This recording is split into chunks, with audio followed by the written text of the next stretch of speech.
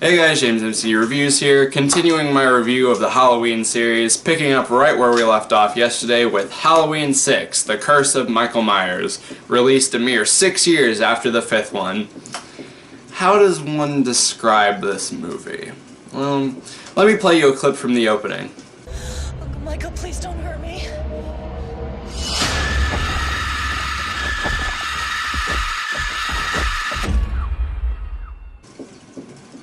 Oh no. If that clip was any indication, this movie suffered some really crazy post-production problems, from not being able to settle on a subtitle, to some really obnoxious and crazy editing choices, to the fact that Donald Pleasance died in between reshoots for Halloween 6. So yeah, it would honestly take a miracle to salvage this movie. And unfortunately, no such miracle occurred. This movie, the theatrical cut at least, was pretty damn bad. The story doesn't make any frickin' sense. It's continuing the whole Thorn saga, and it's, it explains Michael's backstory and how he's basically been cursed from birth to murder or sacrifice like every member of his family so that every other family can live for longer, and it just doesn't make any sense, and it's weird and stupid. That's the thing, is the more they try to like go into the backstory of Michael Myers, the weirder and worse it gets. Like I said before, the editing is all over the place. They did make a producer's cut, which explains, which has a story that makes a little bit more sense and has like different scenes in it, and has kind of like a similar but different story that like fixes the editing problem.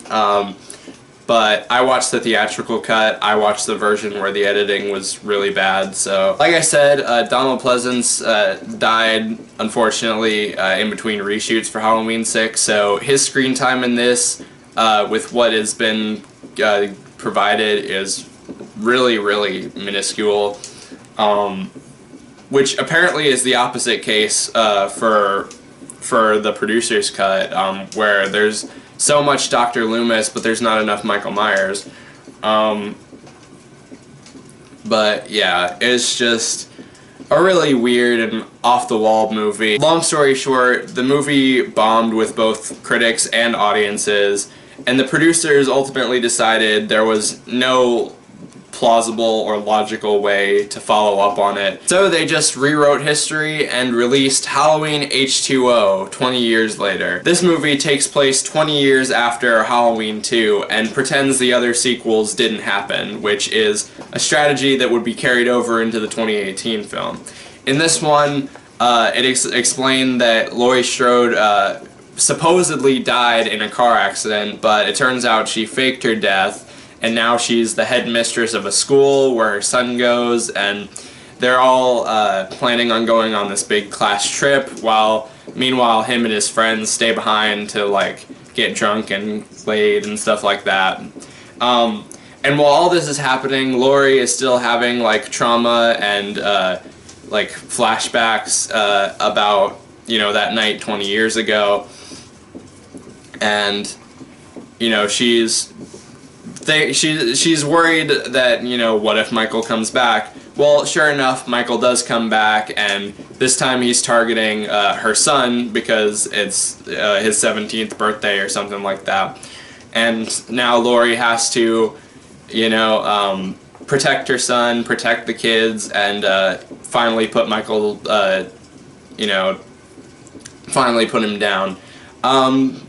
Obviously, the one highlight of the movie is the fight at the end between Laurie and Michael. That was really fun and really entertaining to watch, and Jamie Lee Curtis's performance all around is really well done. She does a really great job. Everything else is just kind of standard. The story isn't anything special, the acting isn't anything special, but I do like what they went for here. I do appreciate that they were trying to give the story a proper conclusion, and it was definitely a good one. It was pretty entertaining. It honestly kind of makes me wish that they just stopped there. At the end, Laurie crushes Michael in between a tree and an ambulance, and then proceeds to chop his fucking head off with an axe. So there's not really any way you can come back from it, but you know, they'll do anything to make more money, so they made Halloween Resurrection. In this one, Laurie Strode is killed off within the first, like, 10-15 minutes, so what was even the point of H20? It's explained that the reason Michael is still alive is because before he was brought into the ambulance, he switched places with a paramedic and crushed his larynx so that he couldn't talk, which is just a really stupid explanation.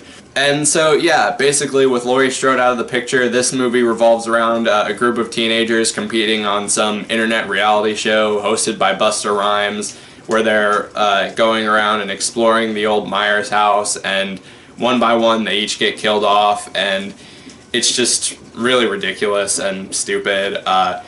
It does have some bit of entertainment value in it because Busta Rhymes is pretty funny. He does kung fu, and he has some pretty good one-liners. Trick or treat, motherfucker. But other than that, it was just really not good. There were talks of making a follow-up to Resurrection, but I guess the studio decided, like, is it even worth continuing the story? It's not even worth it. So eventually in 2007, the series was rebooted by rock star Rob Zombie, and it sucked. It genuinely was one of the worst movies I've ever seen. It was so fucking horrible. Like, God damn it. Like, 6 was off the rails and weird and didn't make any sense, but this was just bad. Like, this was fucking bad. Like, it actually made me angry sitting through it. Like, I was just sat there saying, like, just yelling at the screen, just saying, end. Fucking end. Like, this one, it misses the point completely. Like, it reveals too much about the backstory of Michael. It's just, it has absolutely zero subtlety. It is gratuitous, it's over the top, it's loud, it's obnoxious, it's long.